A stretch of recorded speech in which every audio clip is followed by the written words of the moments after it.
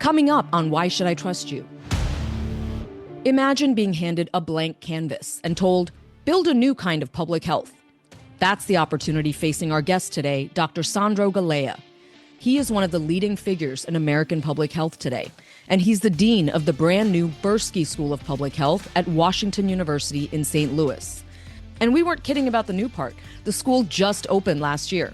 It's the first major public health program to open after the pandemic. Now, for Galea, this isn't just about building a new school. He's arguing that public health itself needs to change. As we've talked about a lot on the show, since COVID, public trust in public health has fractured. The field is increasingly seen by many Americans as partisan, ideological, and out of touch with people who don't share its worldview. So one idea Galea is trying? Purple public health. A public health that listens across political divides, takes disagreement seriously, and tries to build systems based on shared values without abandoning its core principles. But is all this the right answer right now? At a moment when the White House is cutting public health funding, vaccine policies in turmoil, Medicaid is under threat, bad faith actors prowl the internet sowing health misinformation, and leaders in government belittle scientific expertise, the very sort Galea has spent his career uplifting. What is the right approach? Is this the moment for public health to reach across the divide, or to draw a line in the sand? Or is it, in fact, possible to do both? We've got a lot to talk about, so let's get started.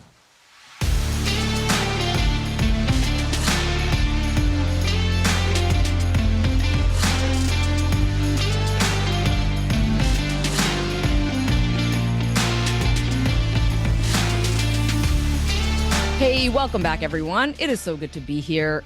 Look, we're really excited to be speaking with Sandro Galea. Like we said, he's the dean of the Bursky School of Public Health at WashU.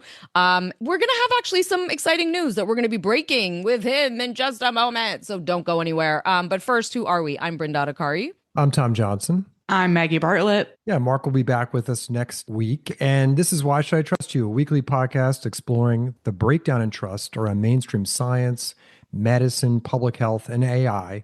And through weekly conversations featuring diverse perspectives, what, if anything, we can do about it. And as always, you can email us at questions@whyshoulditrustyou.net. Take a minute, subscribe, follow the podcast, leave us a rating, give us a review. Yeah. So, Tom, we're going to chat with Sandro in just a minute, and we're really excited to have this conversation. It's not just about, this new school he started. It really is about a conversation taking place inside public health right now about the way forward. So before we bring him on, Tom, what's the background we need? Yeah. So just a few months ago, Washington University in St. Louis, which is, of course, one of the leading universities in the country, announced a $200 million gift from the Bursky Foundation. And that gift will fund the School of Public Health that the university launched last year, which will now be named the Bursky School. And what's so interesting is that the communication around the launch not only acknowledges, but embraces that this is the first public health school of its kind to be launched after the COVID pandemic, which they say has a mission to advance solutions for a post-pandemic world. And they talk about building the public health school in real time as the field confronts this period of rapid change, which means, of course, opportunities, and there's health innovations, but also emerging health threats and a rising epidemic of chronic disease. And it also means building a public health school at a time when trust in public health has, of course, taken a huge hit. And to lead the school and help build what it hopes will be this new model for academic public health, the university recruited a dean, Sandro Galea. So who is Sandro Galea? So he grew up in Malta before immigrating to Canada as a teenager, and that's where he earned his medical degree. And after working in rural health, Galea, who is an ER physician, went to work with Doctors Without Borders in Somalia, which became for him an inflection point. He says this is where he decided to transition from practicing medicine to working in public health. He immigrated to America in his late 20s. He earned graduate degrees, and then set off on a career in public health. He was the chair of epidemiology at the Mailman School at Columbia University. He's the editor of some top scientific journals. And most recently, he served as the dean of Boston University's School of Public Health. He is a prolific researcher on the social causes of health, as well as mental health and the effects of trauma, including gun violence. And it was notable, he was one of the youngest public health school deans when he got that job at BU. And he has long been a fierce advocate for public health taking on those structural causes of poor health. That included incarceration, gun violence, and poverty. Time magazine named him one of the world's most influential scientific minds. He's published more than 1,000 scientific journal articles and over 24 books, including a brand new one coming out on September 1st titled Why Health? What We Need to Think About When We Think About Health. So, together with Associate Professor Salma Abdallah, they launched the school's Purple Public Health Project. And this is an effort to get the field to engage with all sides of our political divide. They argue that by doing that, and by that they mean actually listening and genuinely taking on board opposing points of view, public health might be able to begin to earn back trust and speak to a broader, not a narrower, population about the interventions that data is telling them would make the nation healthier. Yeah, and I really love what Sandro is doing, but I think it's important for us to note that WashU isn't alone in this reckoning, right? So Hopkins had been studying trust and even convening some people with really different viewpoints of the COVID response. Harvard had built a major research effort trying to understand trust and distrust. Boston University launched a lab specifically focused on depolarizing public health.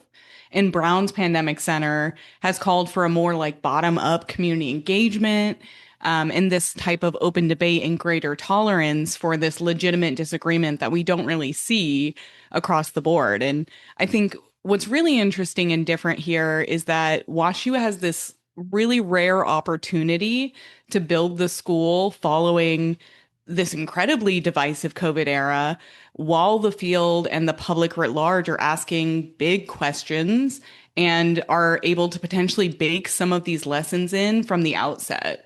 Yeah, absolutely. And look, he's reached out to our show because I think he finds what we're doing very resonant to his work. And so coming up next, we will be joined by Dr. Sandro Galea. We're really excited also to announce something that we're doing with his school. So that'll be coming up next.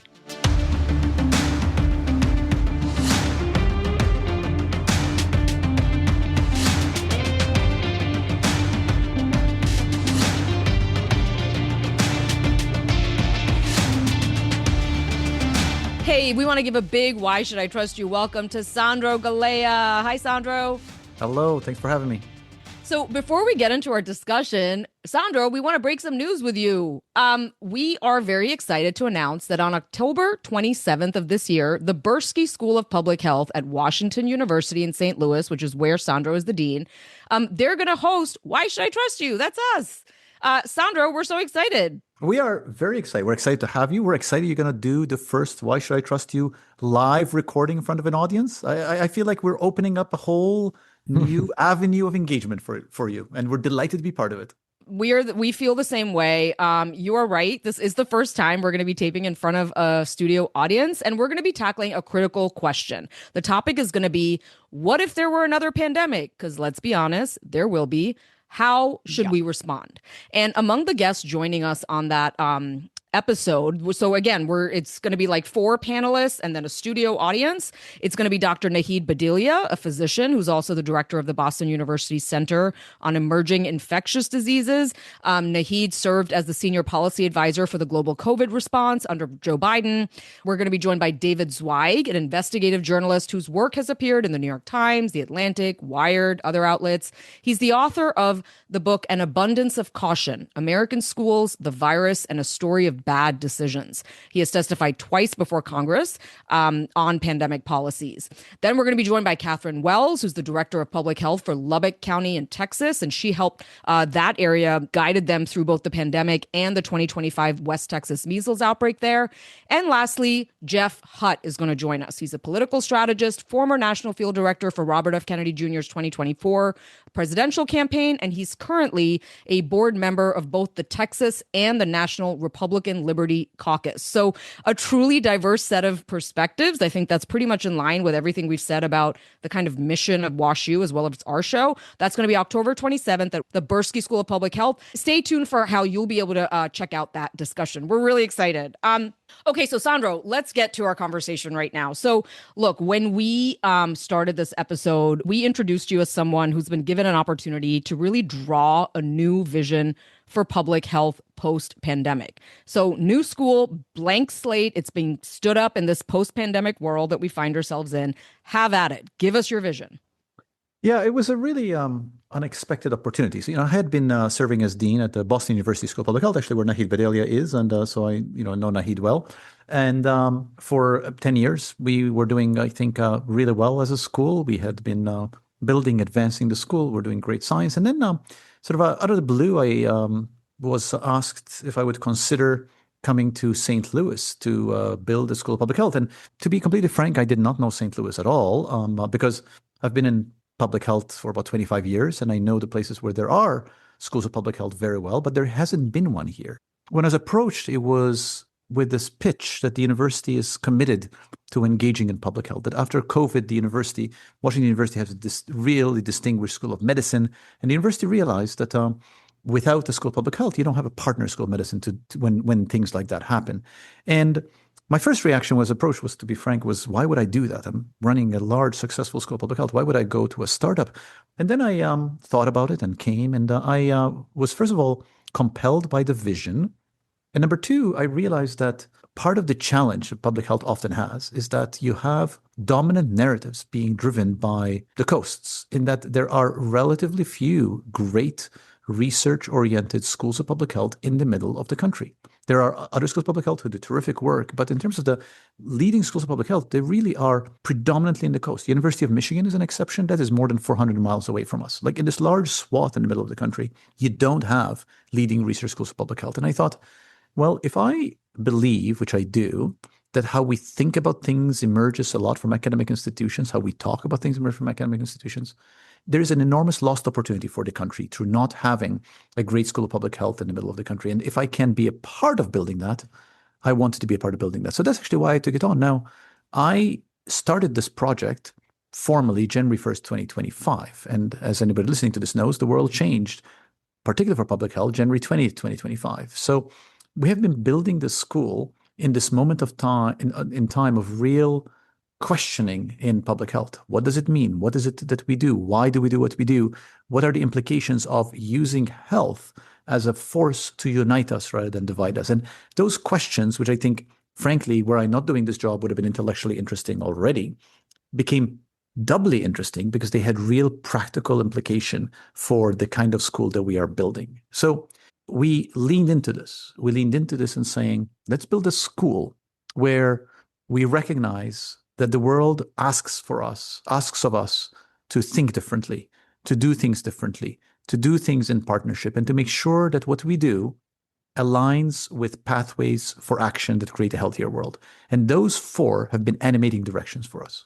Yeah, we want to definitely dig into some of the themes you're mentioning here, which is, this conversation, this sort of existential conversation taking place inside public health right now, which is kind of how to show up. Is it sort of all resist all the time? Is it really investing in that reform vision? I want to go back to something you had said, because I'm really fascinated by this idea of public health coming across as being ideological, left-leaning, progressive, and therefore somehow inaccessible to parts of the country. I mean, you have actually made that point several times. You had said back in 2021 on your Substack, at present, such policies tend to overlap with the goals of the political left, meaning a lot of public health policies. There are times, of course, when such goals are embraced by the right. And then there are legitimate conservative approaches to the issues public health tackles. But broadly speaking, public health is aligned with the left. There's no sense dancing around this. You went on to say the uncomfortable truth is that we are now seen by many as functionally an extension of progressive politics. Tell us a little bit more about that. Well, I think at a fundamental level, that sentence is correct. I think it's sort of factually correct that what most of public health, and by public health, we should be clear, I'm talking about the complex of academic public health, people who write about public health and the practice of public health through organized public health practice, that a lot of the principles, philosophies of public health have aligned with the Democratic Party in this country. Now, I don't think it needs to be that way. I have yet to meet anybody who doesn't want their children to be healthy. I mean, health is a unifying force. I mean, sometimes when you talk about individuals, they might say, well, I'm willing to sacrifice my health to have particular liberty to do certain things. And we can talk about liberty in a second. But everybody wants their loved ones to be healthy. And that is fundamentally what public health is about. And when you recognize that the mission of the field is to create a healthy world for all, there are many different mission statements and definitions, but fundamentally it's about creating a healthy world for all. If that's fact one, and if fact two is that, well, actually everybody subscribes to that mission, then public health should be a unifying force. And it should not be a force for those who vote blue. It should be a force for everybody. So the question is, how do we make that happen? And why has this alignment happened? Now, in no small part, the reason why that alignment or misalignment has happened is because what currently is the Republican Party has adopted positions that are really antithetical to creating health for all. For example, we know that vaccines, childhood vaccine, save millions and millions of lives. And it is very difficult to align then with a movement that says, no, we actually want to remove those vaccines. But the truth is, these headline-grabbing challenges are exceptional and extreme cases that most people, most of the time, be they red or be they blue, actually agree on most of the core tenets of public health. So I've been quite interested in figuring out ways in which we can get public health to bridge these gaps. And I saw, to tie it back to what you asked me first, Brenda, the opportunity to build a school of public health as a really interesting opportunity to build a school of public health around that principle, that we want to be a school that can speak to everybody. Not so easy to do, but that is at the heart of the kind of school we're trying to build. And that's the Purple Public Health Project, right? Which I think you're obviously doing many things standing up a new school, right? One of the things you're doing, one of the big pushes you're doing is a project called the Purple Public Health Project, which I kind of feels like is indicative of some of the spirit of what you're talking about here as to what should be baked into all the things you do in this new school. But just explain, like, what's the best case for this Purple Public Health Project, this approach, this experiment in reaching out to all sides of our political divide and doing it very deliberately? Yeah, and the Purple Public Health Project is a project which I do with my good friend and colleague, Dr. Selma Abdallah, that really is aiming to inject in the public health conversation ideas and material, teaching material, reflection material that push public health to see itself not through a blue lens or through a red lens, but through a purple lens. That's the metaphor.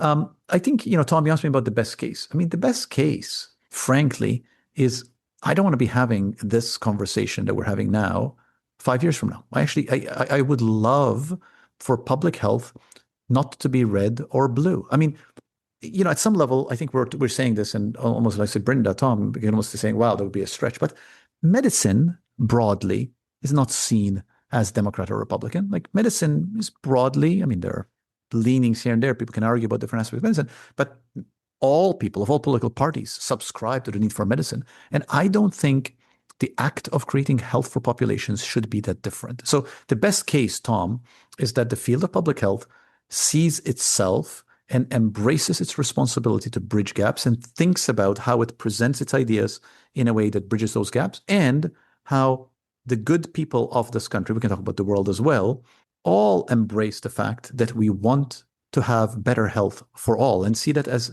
just one of the organizing moral principles of our time. I love this conversation because I feel like some of the criticisms that you might get and some of the accolades you might get are similar to some of the criticisms we get and some of the accolades we get on this show, because we're all sort of advocating for engagement. And, there's many people out there who feel that went out the window when you slashed scientific research for ideological reasons to universities. That went out the window when you're reducing spending on Medicaid to offset the costs of a major tax cut. And that went out the window when we see headlines like just this past week of, exemptions for families who want to get out of vaccines for their kids attending public school are skyrocketing. So I guess my question to you is, what is your response when people say engagement's not the way to go? It's time to fight. And public health has fought before, and public health needs to fight now. And it's time to resist this, because that's the way to get the most people the health access they need. I think, as with most reductionist approaches, it is missing the answer. The answer is not one or the other. The answer can be both. I think it is reasonable, viable, and legitimate to say we want to have a conversation. We want to have many conversations with people who we may disagree with on very fundamental issues, and they have legitimate reasons to feel differently than we do, at the same time as we are very clear about the things that are core to improving the health of populations, and we are unequivocal about that.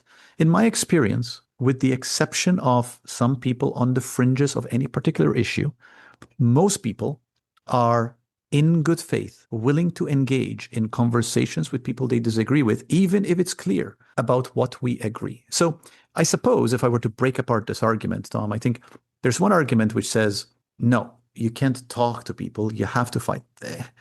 My question is always, what are you trying to achieve? If what you're trying to achieve is just increased fighting and fractioning, sure, you can do that. But I don't think that's what we were trying to achieve. We're trying to achieve, again, is health for all. If you accept that, then you say, well, where should we have conversation, and where does having conversation become complicit? Because that's fundamentally, that is implicitly right what these arguments are making. Well, if you have a conversation with, and I'll use this term judiciously, these people, then you're being complicit in evil. That is sort of what is often floated.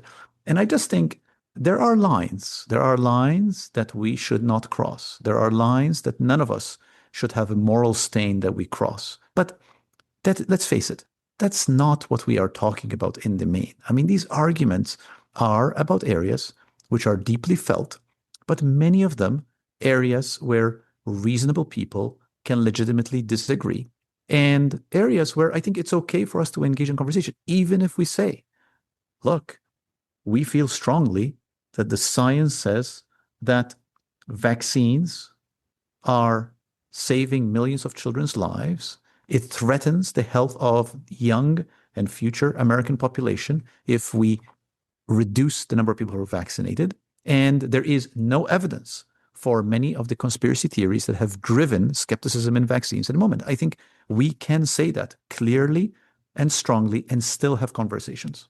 Yeah, I mean, look, Sandro, this is the conversation we have on the show amongst ourselves all the time because, we obviously we're a show. We've now moderated over 30 conversations with people who, for the most part, are either supporters of the Make America Healthy Again movement or they're broadly skeptical of institutional public health and medicine, as well as people who sort of represent those institutions in some way. Although some of them take issue with when I characterize them as representing institutions. I think that gets to your point that we all care about health, which I absolutely agree with here. But I just want to read something that was written in The Nation by somebody recently, where he described it as a new collaborationist politics is sprouting up, which excuses too much and pretends that the world of Maha is something other than it is, a movement built to destroy and built on lies by its founders.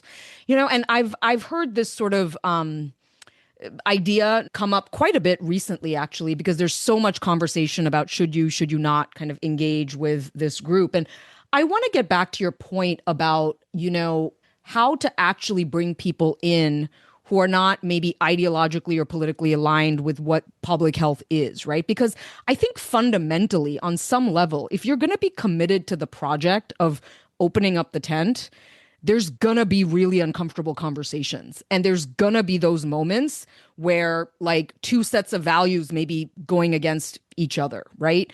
I wonder, just help me understand how you sort of separate the idea of complicity and not surrendering values with the desire to engage.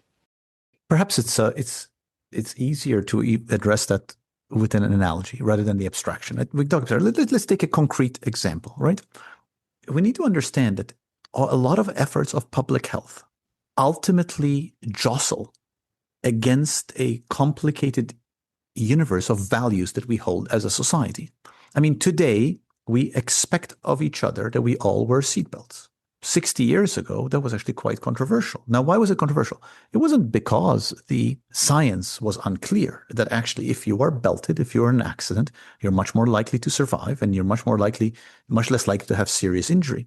It's because there were people who felt like the being required by the state to wear seatbelt infringed on something that they held dear, which is their desire not to be told what to do by the state. Now, how did that evolve? Well, it evolved because our society, we shifted to thinking about this is an acceptable trade-off that we are willing to make because the gains far outweigh anything that we might lose. Now, you're saying seatbelts. Okay, Sandro, you're talking about history. Let's talk about the present. Well, if we reduced speed limits across the country, every single road in the country, to 25 miles an hour, we will save thousands of miles a year. If we do not allow anybody driving any car, Thousands of lives. Thousands of lives. We know this because the risk of injury and death goes up pretty dramatically the faster you're driving. So why are we not having that conversation? I mean, we know we are allowing thousands of lives to, I'll use this term judiciously, unnecessarily be lost. Well, the reason we're not having a conversation is because we are balancing values that matter to us as a society. Now, is that right or wrong? Well, I don't know. We can have a whole episode of Why Should I Trust You around speed limits and say, maybe this is something that we should have a movement. Let's do it. Around. You know, I think it's an instructive example, right? Of these are clashes of values. And this is why I've written about and see the role of academic public health, just talk about academic public health, as twofold. One is to dispassionately produce the science. The science needs to be there, the substrate, the data that show if you lower speed limits, you're going to save X many lives in this particular road, under these particular conditions, right? I think it's also within our remit to be part of the conversation to try to shift values. And that means having the conversation that says, yes, I understand that you want to drive fast, but how fast are you willing to drive knowing that other people are going to be hurt and injured? Maybe we should drive a little bit slower. That is a slow process for us as a society. And I think some of the challenges in the moment are we conflate these two, right? We conflate the science, we conflate the value conversation. Both are important. And when we have these arguments, right, and some of this, you read a quote about sort of the Maha movement. And I think most people who are part of the Maha movement would find that characterization of them vastly inaccurate. I think people who are actually in the Maha movement are doing it for reasons that they believe in, and because they actually believe they want to be part of promoting health. The arguments often are not about the science, although sometimes they are. We can discuss that. They're usually about the value set that we are in bumping around each other on. And I think if we separate those two, it'll be helpful. I don't think there is any way to do anything at population level, which is what public health is, without bumping against these value spaces. And I think that's okay. And we need to be disciplined about how we do it. When we were figuring out what we wanted to do with this podcast, we watched a YouTube video of a Braver Angels town hall with Francis Collins talking with people about the pandemic. And there was one questioner who stood up and said, I appreciate what you did to save lives, but you cost me my business, my livelihood.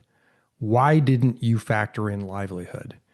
And there's sort of this moment, and I'm sure I'm mythologizing in my head, but there's a moment where I think Francis Collins realizes that he was trying to save as many lives as possible, and that, yes, public health potentially did not factor in the economic costs of mitigation efforts to the place where people in the population wanted, that they could almost, like the economics sort of rose up much higher than life, like life and death issues. And certainly there, had to be more sort of discussion around how to find a balance between, what these efforts would do. Do you think academic public health has calibrated on liberty, on the ability of someone to earn a living, when it comes to pushing through or advising on mitigation efforts for health crises? Do you think that lesson has soaked in, or do you think there has to be more discussion with the community and with people from all sides of the political spectrum, as we said, to kind of learn that lesson, to really learn that lesson? Yeah, let me start with a defense of Francis Collins as director. I think Director Collins has been quite public about the fact that he actually has had a reconsideration about Yep. the different weight of some of these inputs. But he invited me to present at the NIH Directors Seminar in December 2020. Well, actually, I present a lot of these ideas. I think we forget that a lot of the COVID story was sort of two stories. There was an acute phase of just a lot of fear, confusion, about a 6-month period where it was very difficult for people in positions of authority to know what the right thing to do was. And then a fairly rapid recalibration where people like Francis Collins, when he was director, was trying to understand these other forces. And I presented on exactly all these issues in 2020 to all of NIH. So these things were not, it's not that these things were buried and that far out of consciousness. That's point A. Point B is I don't know that public health has embedded these questions as much as it should, because it is not the mainstream of how we teach people about health. I don't think public health is, frankly, that different than plumbing. If you're trained on plumbing and your job is to stop leaks at all cost, you're probably going to care a little bit less about woodwork that is the remit of the carpenters. And I think public health makes that mistake. Now, I've seen it in part as part of my mission to help us think differently. The book that I have coming out, Why Health, which we'll talk about in a second, is very much an explicit effort to do that. I mean, the book is subtitled What We Need to Think About When We Think About Health. And it's really my effort to make sure that we in public health, given our responsibility set, recognize that it is not good enough for us to say our job is to save lives and we're going to do it at all costs, because our job is to save lives.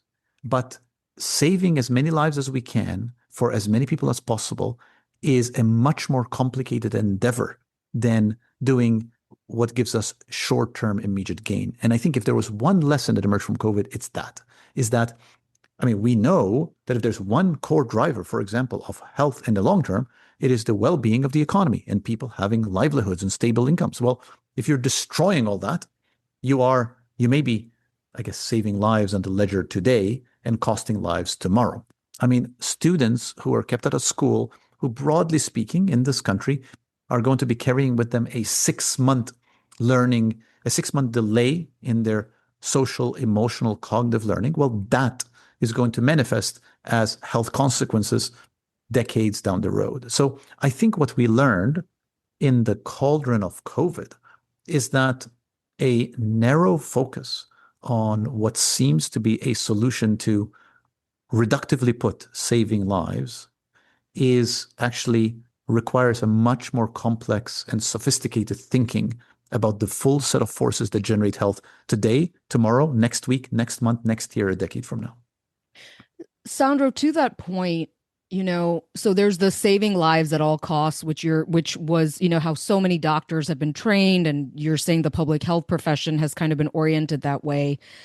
I want you to also kind of help us reflect on the notion of autonomy and liberty, and, where we've landed on that as a society, because it still feels like there's this very painful fault line of the state is trying to tell me what to do with my life versus the other side saying, man, this is such a time of collective responsibility for us to join together to help our fellow neighbors.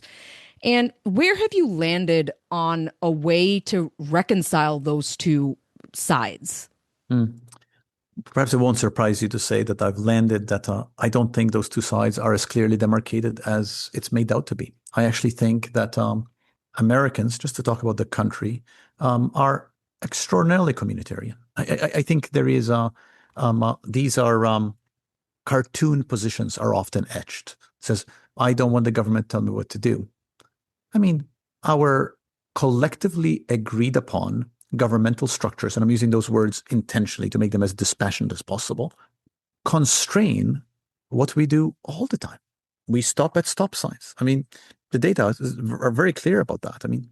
People stop at stop signs when there's no one around. Some people don't, but those people are not the norm. I mean, most people, we are diligent citizens. We go to the stop sign and we stop, right? And we have accepted that as a reasonable imposition on what might be our freedom. I'll come to the word freedom in a second, by our collectively agreed upon structures because they keep us healthy. I think a more productive conversation is about us having not only positive freedoms, but also negative freedoms, freedom from and freedom to. When we talk about freedom, we also talk about freedom to do X. But we actually want freedom from Y. We want the freedom to do what we want, but we also want to be free from dying from random violence. We also want to be free from having preventable illness. Now, where does one draw the line? Well, where we draw the line in society is never going to be fixed. I mean, where we draw the line today, we're recording this in 2026, is likely going to be different than where the line is drawn in 2031 and where it's going to be in 2036 and 2046, because societies evolve and shift. This then comes back to what's the role of public health, particularly what's the role of thinking in public health. Our role is A, to generate the science that informs how societies think, that then informs how societies talk, and then inform how societies act. And also to engage in the conversations that make that science acceptable or not. And there are multiple examples where the science is discordant with societal values. I mean, let's take one example. One example is firearm violence. I mean, there is ample scientific evidence about a number of things that we can do in this country to reduce the burden of firearm violence. We don't do that in no small part because that does not match values. We can also discuss the influence of particular corporate actors who have a particular interest in that. That's a sort of separate force. I'll give you another example. The data are very clear that the more opportunities there are for use of clean syringes, if you're going to inject illicit drugs, the lower the risk of transmitting infectious diseases, right? But we have relatively few clean syringe exchange programs in this country because the national values misalign with that. So I'm not defending this misalignment of values. I'm simply saying that is just the reality, which is why our role in science is A, to generate the science, generate the science, generate the science. So it's clear what we should be doing. And B, not being afraid of engaging in conversation that shifts social values, but also being clear that the two are different tasks. I really love those examples. And I think one of the things that I'd love for you to talk a little bit more about is this is a new school, right? So there's a new training opportunity. There are new ways to bring up the next generation of public health practitioners from don't engage to what you're describing, which is a different type, like a hyper engagement. And I wonder if you might tie that into what is missing in public health right now. And when you map out 5 years, 10 years, 20 years, what are your hopes with this school and the next generation and how they're going to be trained differently? I'm profoundly optimistic about the next generation. I just think that next generation, they're smarter, better, more thoughtful than our generation was. And, having the privilege of building a new school is creating the path in which the next generation of leaders are going to be learning. And so everything we're talking about, we have been trying to infuse in how our community talks, our curriculum, so the next generation of leaders are comfortable with this. I've often been asked, for example, in the context of COVID, because COVID is such a sort of this white hot thing in all our minds, right? Given the stuff you write, I've been asked, what do you hope will happen next time? And my fundamental hope next time is that in the rooms where decisions are made, somebody says, we should be thinking about this expansively. We should recognize that health ultimately is a social construct that balances a whole set of values, and that we should be thinking about decisions we're making from that frame. And how is that going to happen? That's going to happen by us training the next generation and making sure the next generation understands that. And I am optimistic because I actually think this is a generation that perhaps forged in the heat of a really challenging moment over the past decade has been looking for these answers. So I'm hopeful. I would like not to live through another epidemic or pandemic in my life. I suspect we all feel that way. But if we do, I am hopeful that we as a country will handle it better. One of the things that comes up so much, Sandro, is this idea that, it's great to talk about how institutions can do better and we need to talk about reform and things like that, but that there is just the reality that there's bad faith actors out there who are sowing mis and disinformation. Like you said, there's grifters who try to sell things, that they're opportunistically just taking advantage of the moment to try to make a buck. And look, we get volleyed that all the time, that we're not spending enough time talking about the bad faith actors, and instead we're asking institutions to reform themselves and public health to quote unquote do better. How do you wrestle with that? Yeah, I'm glad that we got to this part of the conversation. There's no question there are bad faith actors who have been cynically manipulating the moment to put down the efforts of public health. I've said in my writing, and I think it's entirely true, that one of the enormous challenges of handling COVID is that it came in the run-up to a federal election, and it came in the run-up to a federal election when we had the occupant of the executive branch at the time who saw this as an opportunity to try to bend the narrative to advance his own personal agenda for electability. And talk about a difficult environment within which to navigate, right?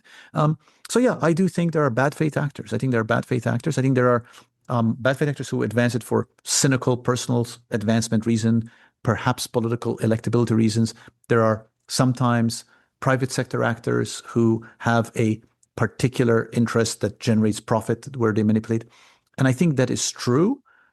I suppose my general feeling is there's been a lot of conversation about the bad faith actors. There are a lot of people out there who are tackling bad faith actors, and God bless, I want those people to tackle the bad faith actors. But the vast majority of the world is not bad faith actors. The vast majority of the world are people who, in good conscience, want to do the right thing. I mean, that is my experience, that you're dealing with, I don't know, I'll say 90%.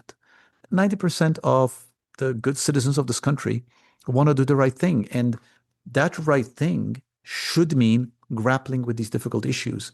That right thing is, I don't think people are inimical to institutions. I think people simply want institutions that they feel they can trust. They feel that institutions that listen to them. They feel that they're institutions that accurately represent the science and create space for thoughtful disagreement about issues around which thoughtful people can legitimately disagree. And I suppose I enter this conversation, I enter my mission with that assumption that most of the people, most of the time, are trying to do the right thing. Totally take your point. Bad faith actors, profiting off of misinformation, there's a line, they're outside the line.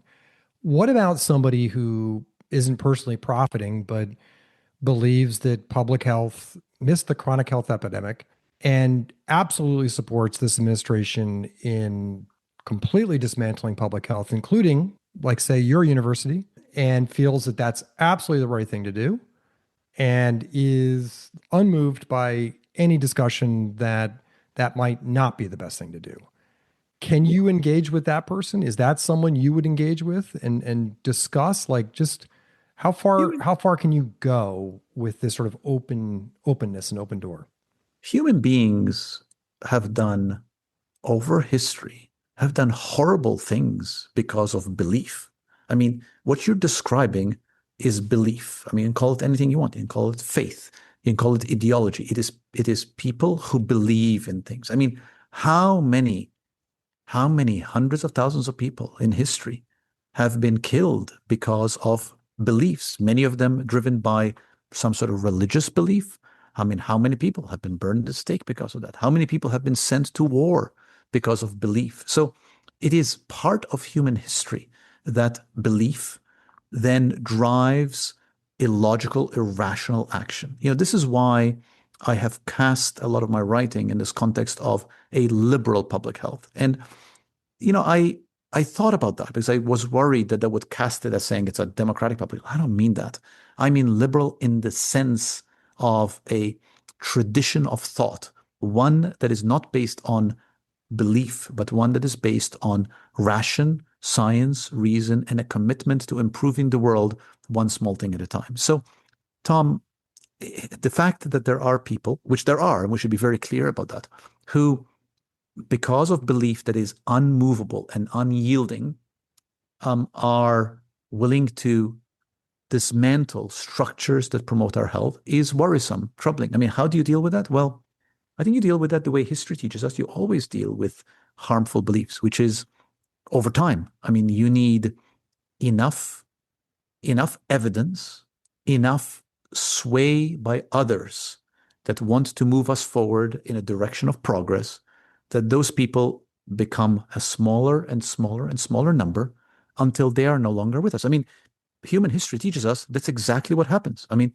people have believed all sorts of horrible things that have held dominion and sway that then over time were revealed to be cruel, callous, wrong, out of step with where society is, and that has fallen away. Now, the part that breaks one's heart when one says this is that, as I'm saying this, that takes time. It takes years and it takes decades, but that is the course of human progress, and we need to move through it regardless of how long it takes. I think it also takes engagement. I mean, we're sort of back to that place, right? I think so often what we hear all the time is when people talk about the Maha movement, for instance, I think a lot of people are really talking about Trump, Kennedy, Russ Vogt, like they're Jay Bhattacharya. They're talking about the leadership, Cali means whatever, right? And for good reason. They're coming up with policies. Those policies impact people. It makes sense for that to be one definition of it.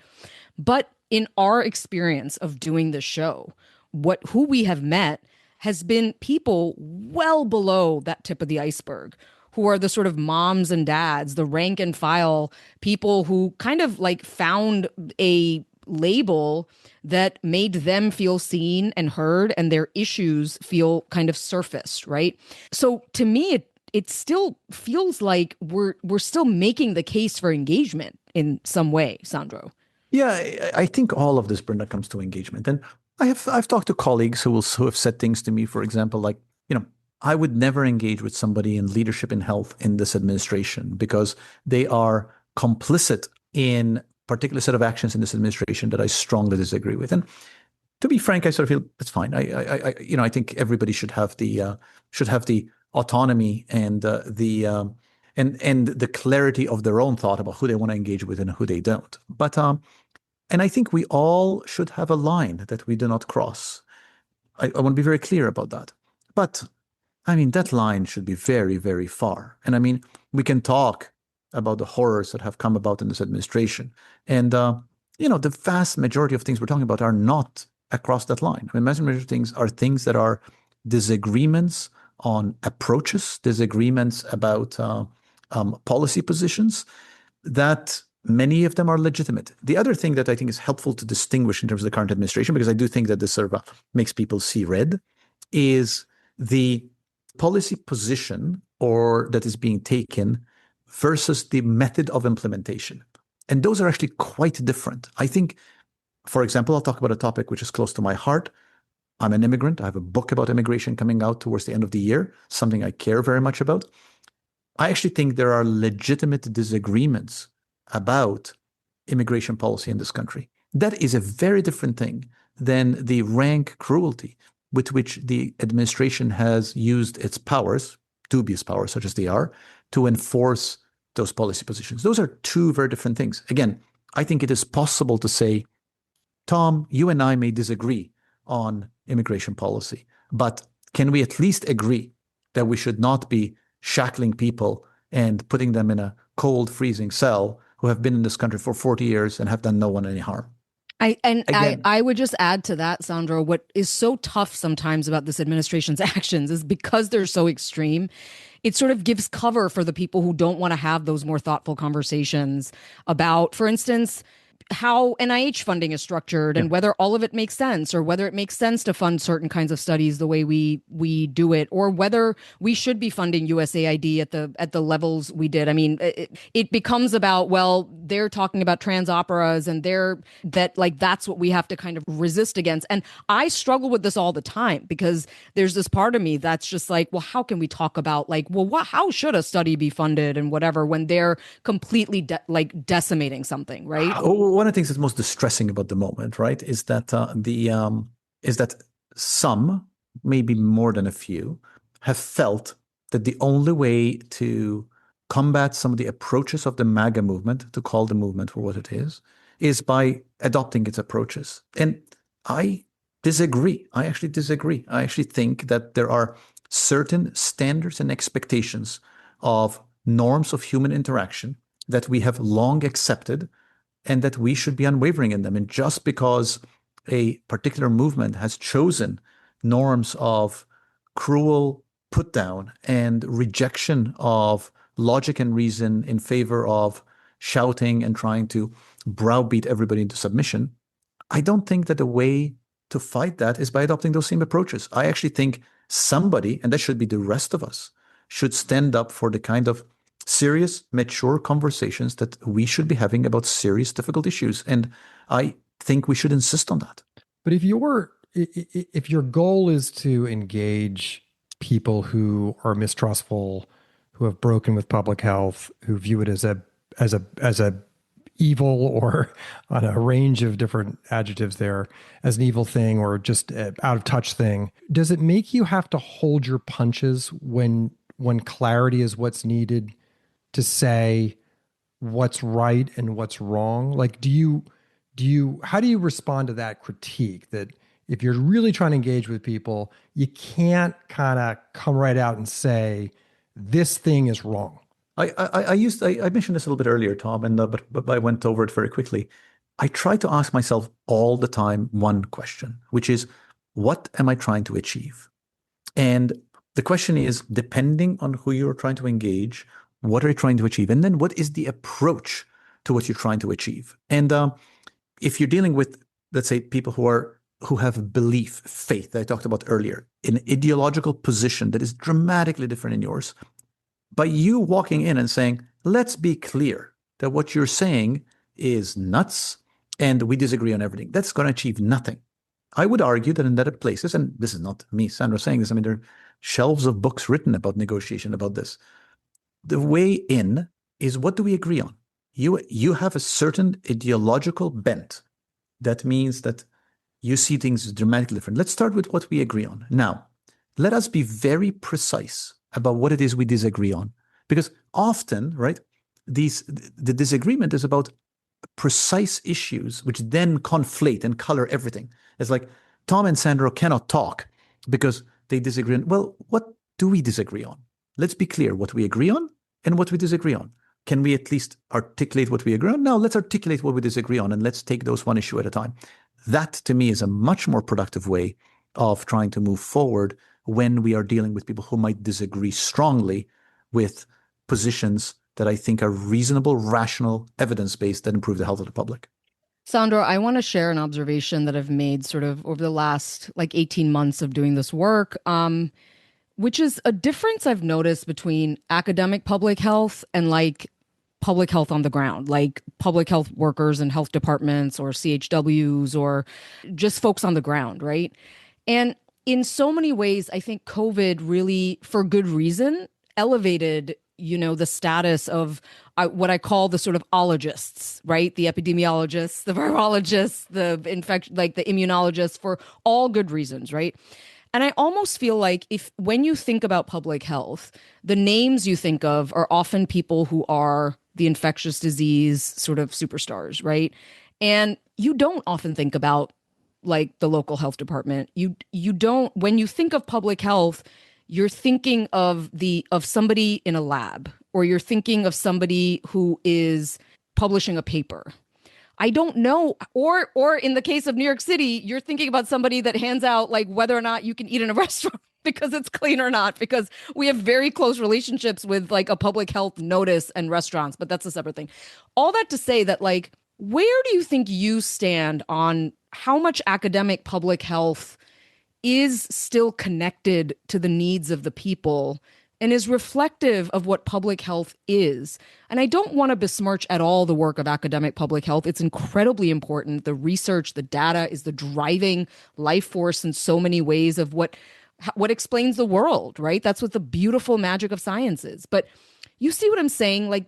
There's something about about how academic public health has, in some ways, almost made it difficult to see that like real boots on the ground value of what public health provides to people like all of us. Yeah, I think that's largely correct. I mean, I've spent the past 25 years of my adult life in academic public health, so I am strongly believing in the value of academic public health. But I think the question is, what does academic public health do? I mean, what we do is, number one is we generate the research, the science, and the scholarship that changes how people think. Number two is we train the next generation.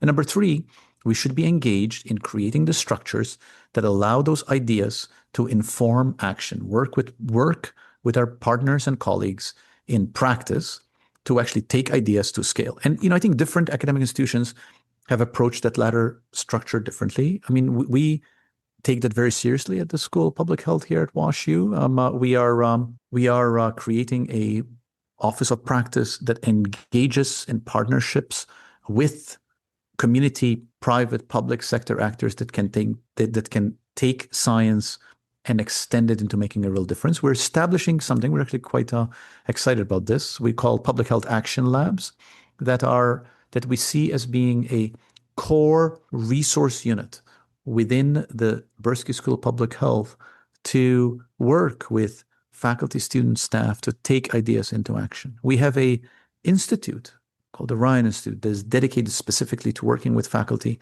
to taking their ideas and figure out how to extend them into solution spaces.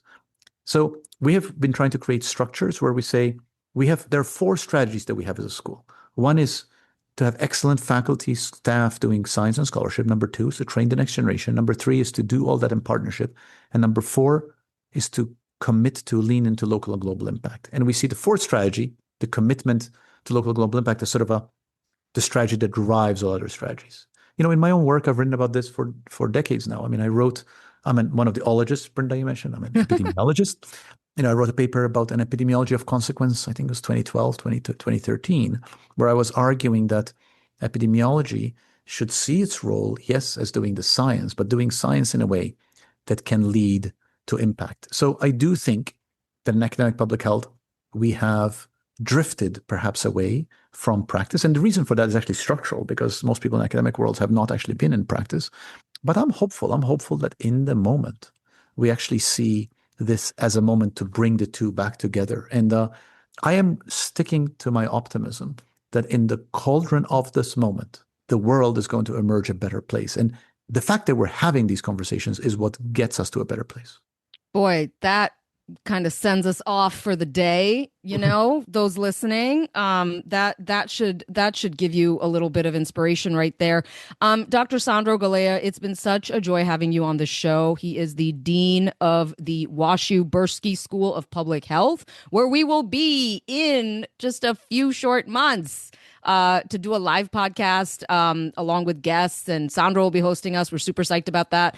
Sandro has a book coming out September 1st called Why Health? What We Need to Think About When We Think About Health. You can check it out and see some of his vision and his ideas on a new type of public health. Sandro Galea, thank you so much for joining us on Why Should I Trust You? Thank you for having me. We're really looking forward to having you join us.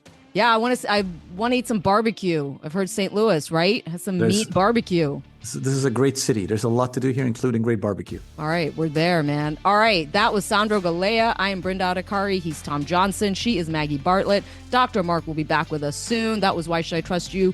Please leave us a rate, like, comment, whatever you fancy. Send us questions, comments to questions@whyshouldItrustYou.net, and we will see you right back here next week.